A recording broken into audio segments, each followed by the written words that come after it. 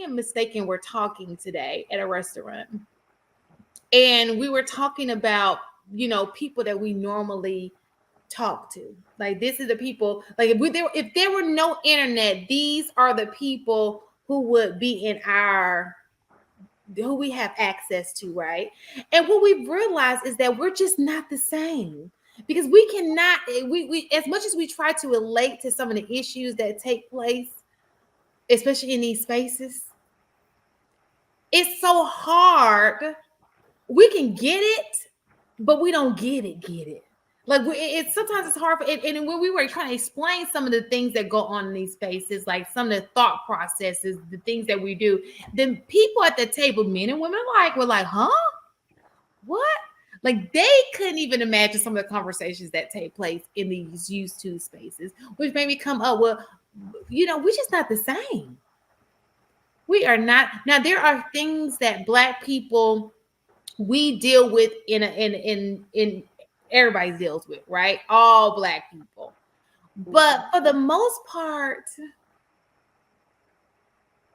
I don't be seeing what y'all be seeing. I don't be seeing it.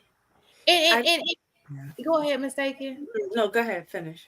I be on the Lapeef chat, the group chat, and the one on Facebook, and some of the topics. It's like,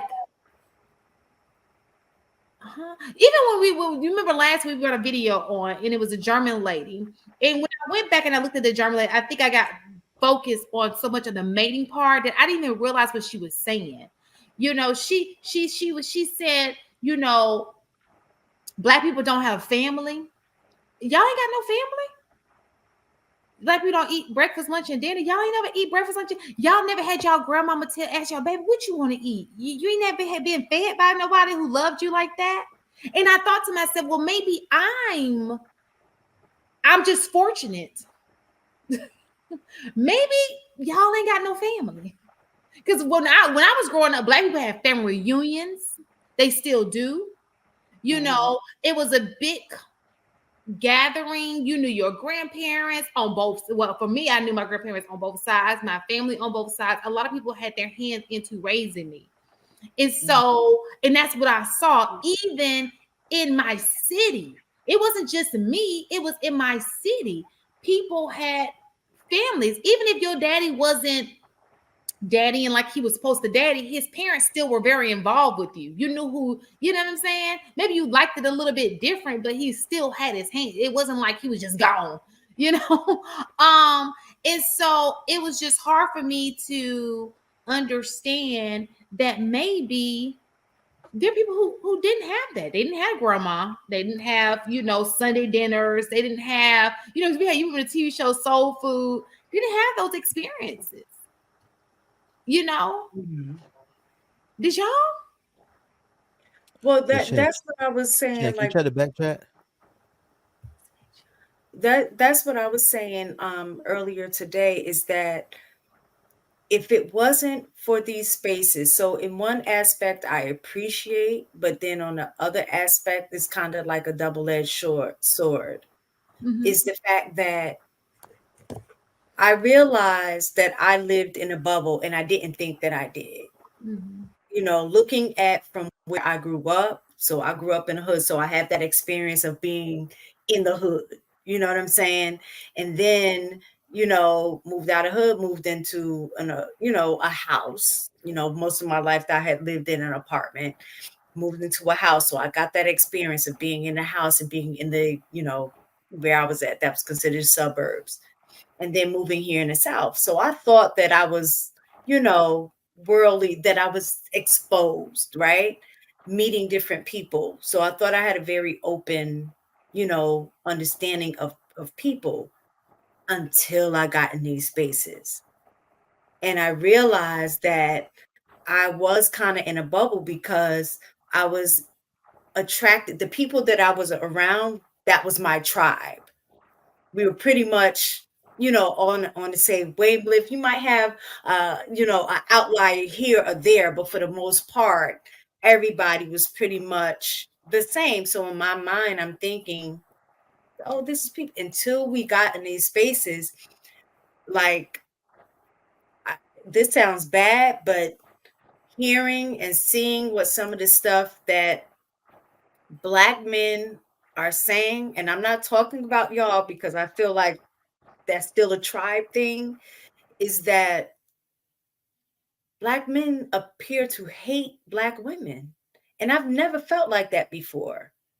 That, and then the other thing is me starting to feel like I don't like a lot of Black men. And I've never felt like that before because the Black men in my life were not representative of the Black men that I'm hearing in these spaces. And I don't know if this is a new thing or it's been like this because I don't be out in them streets like that. So I have no idea. So being in a YouTube streets, I don't know if it's a true representative of what the streets are really like because I'm in the streets where I'm at. And so the people are pretty much the same.